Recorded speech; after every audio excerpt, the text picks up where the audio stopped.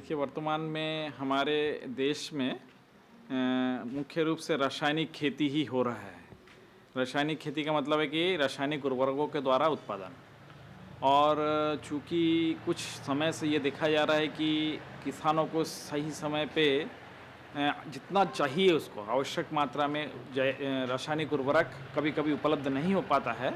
ऐसे स्थिति में ये आवश्यक है कि फसलों के जो पोषक तत्व की आवश्यकता को पूर्ति हो सके, और उस दिशा में ये जो जैविक पदार्थ है, जैसे अभी वर्तमान में गोबर का खाद है या वर्मी कंपोस्ट है, इसका बड़ा महत्व हो रहा है। इसके अतिरिक्त हम धीरे धीरे प्राकृतिक खेती या जैविक खेती की तरफ बढ़ रहे हैं, हमारी देश बढ़ रही है, जिसमें ये एक आवश्यक अवयव है, ये जो जितने भी जैविक खाद है। अब ये जैविक खाद जो है, ये जो हमारे फसलों की आवश्यकता के साथ साथ प्रकृति के अनुकूल है। कहने का तात्पर्य ये है कि ये हमारी जो भूमि है उसको बड़ा उन्नत कर रहा है जैविक दृष्टिकोण से, और साथ ही साथ जो इससे जो फसल उत्पादन हो रहा है और उसका जो विदेशों में मांग है, वर्तमान में बाहर जो है ना ऑर्गेनिक फसलों का, ऑर्गेनिक उपज का बहुत ज़्यादा महत्व है। इस दिशा में भी ये बहुत ही लाभदायक चीज़ है। इस तरह से 3 तरह के इसका लाभ है।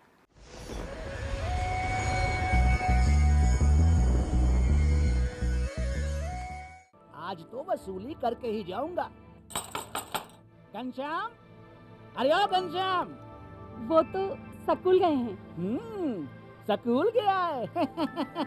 अरे बहाना तो ढंग का बनाती। हाँ लाला, मैं स्कूल ही गया था, फार्म स्कूल, जहाँ किसानों को सिखाई जाती है खेतों में पैदावार बढ़ाने की हर बात, जैसे मिट्टी के हिसाब से सही खाद, बढ़िया बीज और जरूरत के मुताबिक कीटनाशक, ताकि कम लागत में अधिक मुनाफा।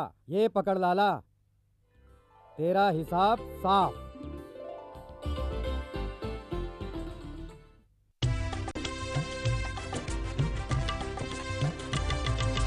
सहकारिता के बल पर विकास के लिए उठे कदम, जन सहकार की ताकत लेकर आगे बढ़ते जाएं हम। जन जन ने इस क्रांति में है विश्वास जगाया, हम सब ने मिलकर विकास का परचम है फहराया।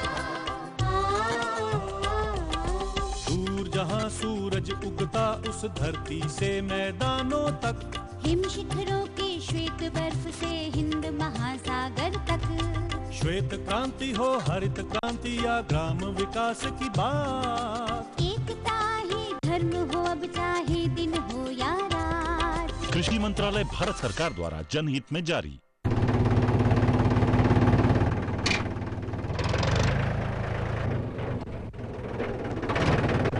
अरे हरकू वाह, बीज, कीटनाशक और आज खाद भी। अरे इतना खर्चा कहाँ से? अरे खर्च की चिंता किसे है, मेरे पास है ये किसान क्रेडिट कार्ड। कार्ड? अरे बैंकों द्वारा जारी इस कार्ड से किसान उसकी सीमा तक की रकम कभी भी बैंक से निकलवा सकता है और खेती बाड़ी की सामग्री कभी भी खरीद सकता है। तो हरकू भैया एक कार्ड मेरे लिए भी। किसान क्रेडिट कार्ड के लिए नजदीकी बैंक से संपर्क करें और पाएं ढेर सारे लाभ।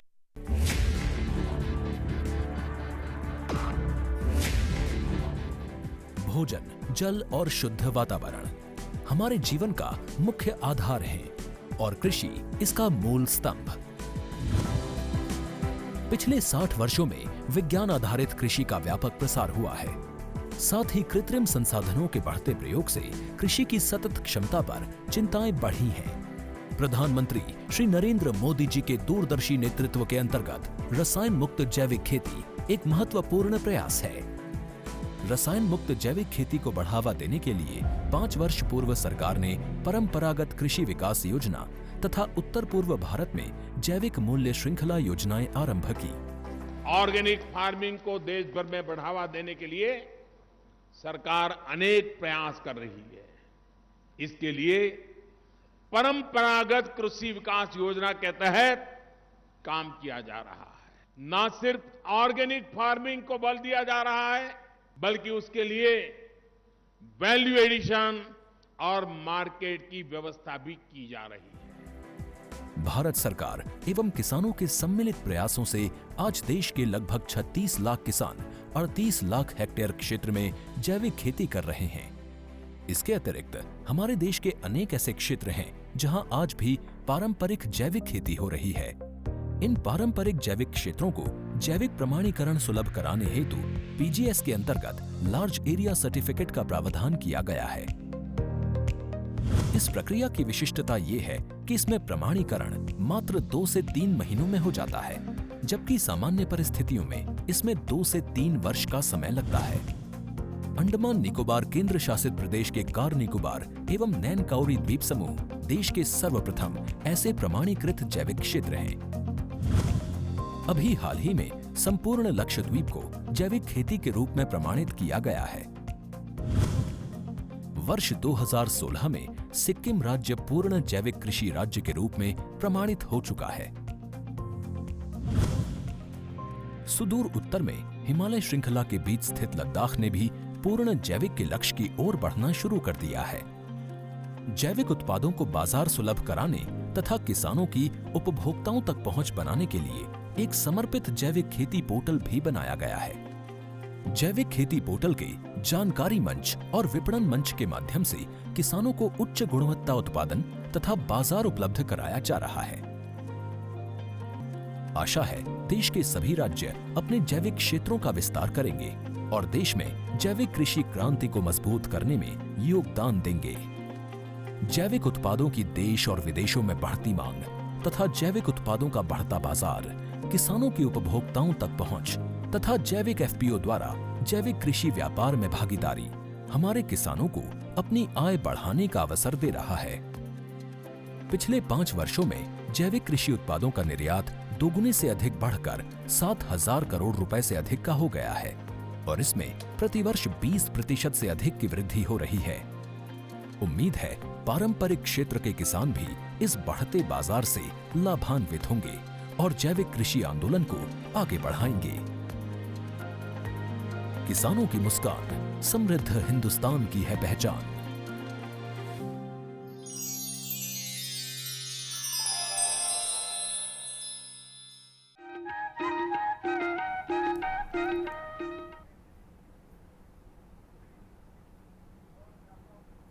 कृषि दर्शन के दिखैया जम्मू संगवारी हो, राम राम जय जोहार। संगवारी हो हमारे सजीव फोन इन में आप मन के स्वागत है। भाई संगवारी हो ये बात ला तो आप मन भली भांति जानत हो कि हमारे पशुधन हा हमारे खेती किसानी के आधार होते। काबर की संगवारी हो पशुधन के गोबर ले हमन ला खाद मिलते और वही खाद ला हम जब अपन खेत में डालथन तो खेत ह बलिष्ठ होते और जब खेत बलिष्ठ होते तो हमन बलिष्ठ होथन संगवारी हो। और एकरे पाके पशुधन ला सुरक्षित करे बर हमारे राज्य सरकार है, हमारे भारत सरकार है, नाना प्रकार के योजना घलोक चलावत है। तो हमरो मन के कर्तव्य बनते संगवारी हो कि हमन हाँ हमारे पशुधन के ये वर्षा काल में कैसन ढंग के जतन करन हमार आज के विषय यही हवे। और संगवारी हो ये विषय में आप मन हाँ ढेर गन चर्चा गोट बात कर सकते हो हमारे डॉक्टर साहब से हमारे टोल फ्री नंबर के माध्यम ले। हमारा टोल फ्री नंबर है 1800-233-9418। और संगवारी हो ये विषय में गोट बात करे बर आज हमारे संग में उपस्थित हवे डॉक्टर नरोत्तम चंद्राकर जी। हमारे जो डॉक्टर साहब है तेना मंदिर हसोदले है संगवारी हो। आपके हमारे कार्यक्रम में बहुत बहुत स्वागत है सर। नमस्कार। और जैसे कि हमारे संगवारी भाई मन के फ़ोन आवे एक पहले हम शुरुआत करथन कार्यक्रम के और हम सबले पहले तो यही जानना चाहबो कि ये वर्षा काल में जिन कौन कौन से ऐसे पशु है जिन मन ला ज़्यादा ध्यान दे के आवश्यकता होते। जी हाँ साहू जी, बहुत अच्छा प्रश्न है आपका। वर्षा काल में हमारे जैसे पशुधन है, उपयोगी पशुधन है, गोवंशी है, भैंसवंशी है, भेड़ बकरी है, इनमें जुगाली करने वाले जितने भी पशुधन हैं उनमें संक्रामक रोग का प्रकोप बहुत ज़्यादा होता है जी। इसमें सबसे पहले देखा जाए तो गलघोटू नामक एक बीमारी है, हाँ हाँ, उसका संक्रमण होता है। उसके बाद एक टंगिया नामक बीमारी है, उसी प्रकार एंथ्रेक्स है, और भेड़ बकरियों में इंट्रोटॉक्सिमिया है, और विषाणु जनित बीमारी भी देखने को मिलता है। तो वो कभी कभार अपने KFMD खुरपका मुँहपका भी कहते हैं। जी जी जी। तो जो हमारा गलघोटू है वो बहुत ही घातक बीमारी है। हमारे किसान भाई के जितने भी पशुधन हैं उनको अगर प्रभावित किया तो बहुत नुकसान होता है। तो इनका लक्षण जैसे मान लो इन्फेक्शन यदि हो गया हाँ, तो लक्षण के आधार पर फिर निदान और बचाव बहुत ज़रूरी है। तो मैं बताना चाहूँ एक बारे में, जैसे बिल्कुल हमार पशुधन ला किसान भाई मन जब चराए लगते, बारिश के फर्स्ट अगर जानकारी होते है तो चारागाह में जो छोटा छोटा घास वगैरह थे ना, ओला पशुधन चर डॉक्टर लेते। साहब एक ठन फोन आवत है। जी। Hello hello. राम राम भैया। हाँ नमस्कार भैया, राम राम। गोविंद मानेश्वर बोला था भैया, कन्या बाला घाट ले। जी जी गोविंद भैया, आप मन अपन प्रश्न पूछो। हाँ, मोर प्रश्न है भैया कि जैसे अभी वर्षा के समय आ रही है, तो जैसे बारिश में हमारा पशु धन वाला टीका कराना टीकाकरण, तो जी जी कराना रही भैया, तो जैसे शासन तरफ से कोई योजना है का जिसमें लग सकते हैं, और अभी लगाना सही है कि नहीं, जानकारी लेना रही। बिल्कुल बिल्कुल डॉक्टर साहब। बिल्कुल गोविंद जी, बहुत अच्छा प्रश्न है आपका। वर्षा ऋतु के पहले, जैसे मैं अभी पहले ही बता रहा था कि हमारे संक्रमण के जो हमारे पशुधन को संक्रमण होता है, गलघोटू का है, एकटंगिया का है, एंथ्रेक्स का है, इसको वर्षा ऋतु के पूर्व हम जून महीने से ही टीकाकरण का अभियान चला रहे हैं, और फ्री ऑफ कास्ट सब किसान मन के लिए वो बिल्कुल फ्री ऑफ कास्ट लगाना है। और एक जितना भी है, छोटे पशु है या बड़े पशु है, बोला टीकाकरण जरूरी है।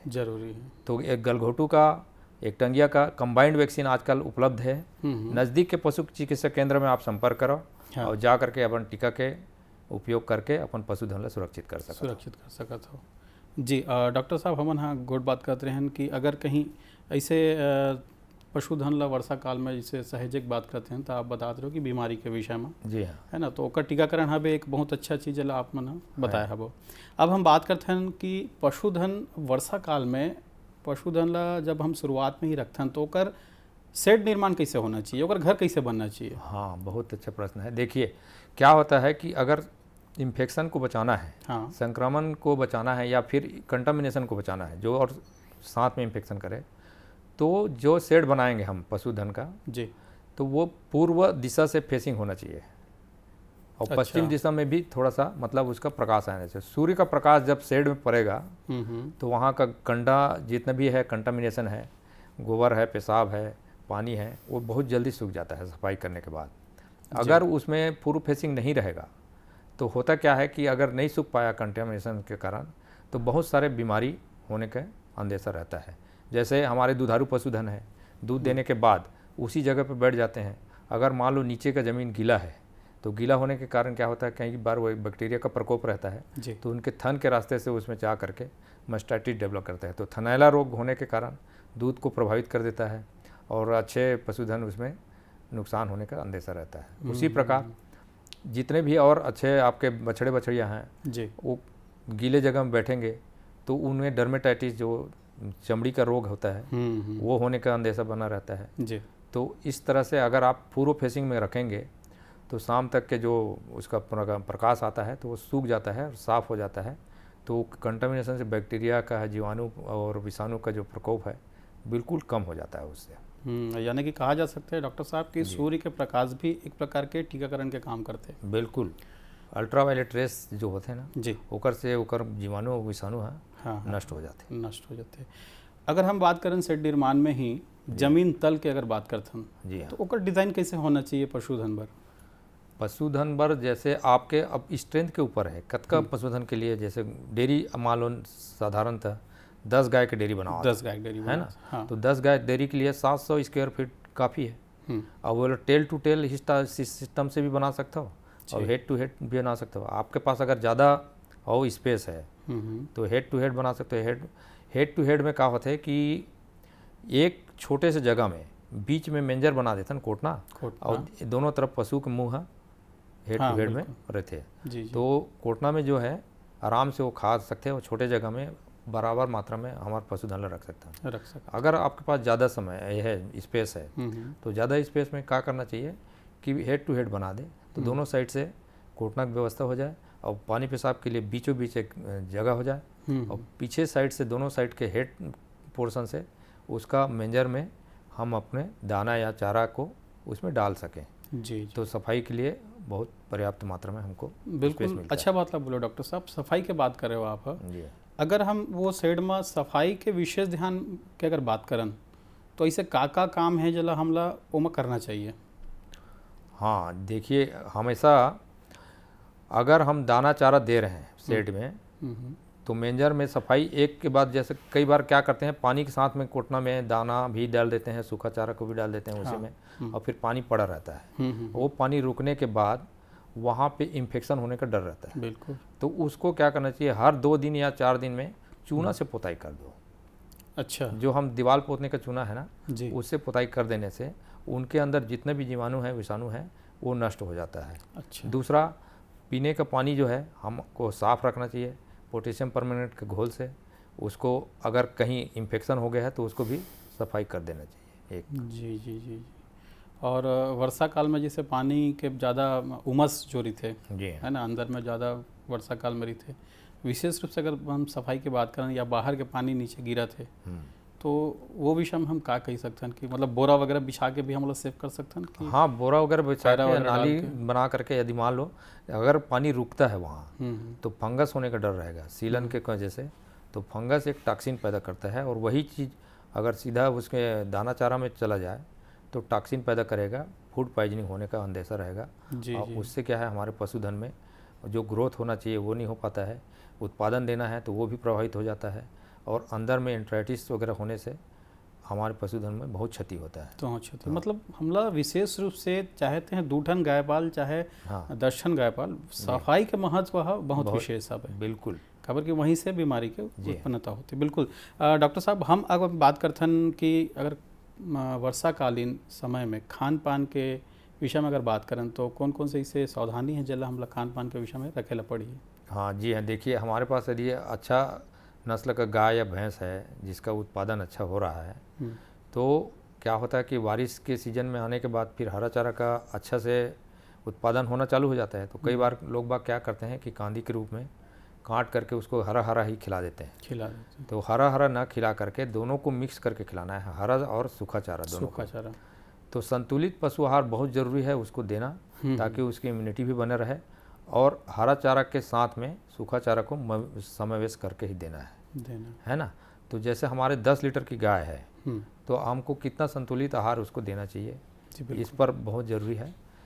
सबसे पहले तो देखा जाए कि अगर शरीर रख रखाव के लिए है तो उसको 2 किलो शरीर रख रखाव के लिए देना है, और प्रति लीटर के मान से यदि दूध उत्पादन दे रहा है तो प्रति लीटर के मान से 400 से 500 ग्राम दाना पशु आहार, जो जिसमें carbohydrate, fat, protein, mineral mixture जो संतुलित रूप से बना रहता है, उसको आपको देना है। तो यदि 10 लीटर हमारी गाय दूध दे रही है तो ये कैलकुलेट कर लो सीधा सीधा 10 पंच 50, उसमें आपको 5 + 2 7 किलो देना है। तो 3.5 किलो सुबह, 3.5 किलो शाम को पशु आहार देना है। यदि आप हरा चारा देते हैं तो हरा चारा में 15 किलो हरा चारा दे रहे हैं तो 2 से 2.5 किलो आप पशु आहार को कम कर दो, तब भी उतना ही आपको उसमें प्रोटीन, विटामिन, मिनरल्स की कमी को पूर्ति कर देता है, और वो दूध उत्पादन को उतना ही देंगे। लेकिन उसके साथ में सूखा चारा ज़रूरी है 5 किलो, जैसे भूसा, आपका पैरा कुट्टी दे सकते हो, गेहूं का भूसा दे सकते हो, और आपका बिनौला का उसमें आपका तिवरा का भूसा दे सकते हो। इनको मिला करके आपको प्रतिदिन 5 किलो सूखा चारा ज़रूरी है। डॉक्टर साहब, ये तो बात हुई इसकी हमन जब बड़े पशु के बात करें, अगर हमन बात करें बकरी मन के, बकरा बकरी मन के, तो इमा कौन कौन से विशेष रूप से ध्यान रखना है बरसात के समय में? हाँ, बरसात के समय में बकरियों में बहुत सारे बीमारी देखने को मिलता है, जैसे PPR है, बहुत ज़्यादा संक्रामक बीमारी है, और ये विषाणु जनित बीमारी है। अच्छा। तो इसमें पतला दस्त होने लगता है, और मुंह और नाक में उसमें बलगम भर जाता है बहुत ज़्यादा। अच्छा। तो सांस लेने में बहुत तकलीफ होता है, और उसके पेट में ऐठन होता है। जब पतला दस्त ज़्यादा होने लगता है तो ऐठन के कारण जो है पशु हमारे जो है बकरियां बहुत तेज़ी से मरने लगते हैं उसके, और पतला दस्त हो जाता है डिहाइड्रेशन होने के कारण, और संक्रमण को अगर नहीं रोका जाए तो एक से दूसरे पशु में बहुत तेज़ी से फैलता है। तो इसका टीकाकरण बहुत अनिवार्य है, और समय रहते मतलब आप एक बार लगा देंगे तो 3 साल तक उसका इम्यूनिटी बना रहता है। तो PPR का वैक्सीन मिलता है बाज़ार में, और हमारे विभाग द्वारा भी मिलता है। तो हमारे जो बकरी पालक पशु पालक किसान भाई हैं उनको तत्काल आ करके पशुधन विकास विभाग के अपने संस्था में संपर्क करें, और अपने पशुधन को सुरक्षित रखने के लिए समय पूर्व उसका टीकाकरण जरूरी है। जी डॉक्टर साहब, अगर हम बात करें एक समन्वित पशु धन के। जी हाँ। तो हमारे किसान भाई मन हाँ छोटे से रकबा में कैसन ढंग के समन्वित पशु ला अपन बढ़िया एक रोजगार के साधन बना सकते हैं? बिल्कुल, देखिए आपका ये बहुत अच्छा मस्त प्रश्न है, इसका फर्स्ट क्लास। इसका ऐसा कहना है कि देखिए हमारा कृषि का दायरा बहुत धीरे धीरे कम होते जा रहा है। जी बिल्कुल। और यदि हमारे किसान भाइयों को उनका आय का जरिया को बढ़ाना है तो पशुधन पे ही आना ही पड़ेगा। बिल्कुल। चाहे मुर्गी पालन करें, चाहे बकरी पालन करें, चाहे गाय का व्यवसाय करें। बिल्कुल। तो डेयरी पालन भी यदि करते हैं तो छोटे से जगह में हमारे शासन के माध्यम से तो अभी 2 पशुओं के लिए है जी योजना, उसी प्रकार के बकरी पालन के लिए भी है और मुर्गी पालन के लिए भी दिया जा रहा है। तो आपके पास छोटा सा भी जगह है तो उसमें छोटे छोटे पैकेट बना करके 1-1 यूनिट 2-2 यूनिट डाल करके आप उसको व्यवस्थित कर सकते हैं। और उसके जो वेस्टेज मटेरियल है उसमें वर्मी कंपोस्ट टाका वगैरह बना करके उसको व्यवस्थित करके आप उसको रेगुलेट कर सकते हैं। तो जैसे हम बकरी पालन के लिए बोलेंगे तो 30 बकरी और 2 बकरा 1 लाख रुपए में शासन का योजना है। ST SC और OBC के किसानों को जो दिया जाता है तो उसमें सब्सिडी का है 33% और 25% का। अच्छा। 75% किसान को देना है, माने वो बैंक के लोन के माध्यम से वो ले सकता है। तो ये यूनिट ये डाल सकता है। उसी प्रकार के मुर्गी यूनिट यदि उसको लगाना है जी तो हम 90% अनुदान पर उसको देते हैं। और बैकयार्ड पोल्ट्री जिसमें 45 चूजा 28 दिवसीय को देते हैं। तो ये जो मार्केट में मिलता है अपना ब्रायलर है और काकरेल है, उससे अच्छा उन्नत किस्म का हमारे यहाँ मुर्गी चूजा देते हैं ताकि किसान भाइयों को बेनिफिट मिल सके। ये इसका खासियत ये है कि देसी जो बर्ड होता है हमारी मुर्गियाँ वो वर्ष भर में 60-70 अंडे देती हैं बस। हाँ। लेकिन हमारी जो हाइब्रिड मुर्गियाँ होती है जिसको हम बैकयार्ड के रूप में देते हैं, जैसे रोड आइसलैंड रेड है, ब्लैक ऑस्ट्रेलाप है और RIR है, रोड आइसलैंड रेड का जो है, और वाइट लेग हान है, जिनको मिक्स करके हम लोग वितरण करते हैं किसानों को।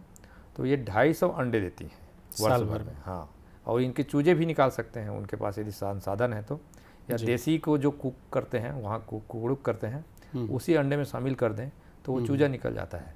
तो वो देसी का आपको देखेंगे और ब्रायलर का रेट देखेंगे तो उसमें बहुत ज़मीन आसमान का अंतर रहता है। तो हमारे छोटे से किसान भाइयों को एक आय का जरिया बन सकता है उसमें। उसी प्रकार बकरी पालन से बन सकता है और एक डेयरी यूनिट को भी रख करके अच्छे से वो इनकम जनरेट कर सकता है, ताकि 1.5-2 एकड़ की खेती में जो इनकम नहीं पा सकते हैं उससे ज़्यादा कहीं इसमें मिल सकता है। डॉक्टर साहब बहुत सुगर बात बताया हुआ आप। अब हम जानना चाहबो कि हमारे जन भारत सरकार है, हमारे जो राज्य सरकार है जी हाँ, ये है और का योजना रखे है पशुधन पर? पशुधन के लिए बहुत सारे योजना है हमारे पास अभी। अभिकरण के माध्यम से, जैसे अगर कोई बड़ा व्यवसाय डालना चाहता है तो नस्ल सुधार के लिए बकरी पालन यूनिट को अपना बढ़ा सकता है जी। और जैसे हमारे देसी बकरियां हैं और बाहर की जो नस्ल है जैसे जमुनापारी है, सिरोही है, ब्लैक बंगाल है, इनमें ज़्यादा प्रोडक्शन होता है बनस्बत देसी बकरियों के जी। तो अभिकरण के माध्यम से उसमें 1 करोड़ रुपए का प्रावधान भी है और 50% सब्सिडी है। तो नस्ल सुधरा हुआ जो हमारे यहाँ बकरियाँ पैदा होगी उसको हम वितरण करेंगे, उसका ग्रोथ अच्छा होगा, मीट का प्रोडक्शन होगा और दूध काजी होता है। कई बार क्या है, दूध भी देती हैं ये बकरियाँ और उनके बकरे जो नस्लें निकलते हैं तो अच्छे मीट के लिए उपयोगी होता है। तो अच्छा कीमत हमारे बहुत सुघर जानकारी आप हमारे संगवारी भाई मला दे हो। समय के थोकन अभाव है डॉक्टर साहब, अगले अंक में और आपसे मिलवो। आपके बहुत बहुत धन्यवाद। संगवारी हो, आप मन देखे सुने कि आप मन अपन पशुधन के कैसन ढंग से बढ़िया सुरक्षा कर सकते हो, ओकर देखभाल कर सकते हो ये वर्षा काल में। ऐसा ही अपन अपन क्षेत्र में वर्षा काल में पशु मन के देखभाल करूँ। संगवारी हो, ढेर कन जानकारी और अगले अंक में पाबो। तब तक बर जय जोहार।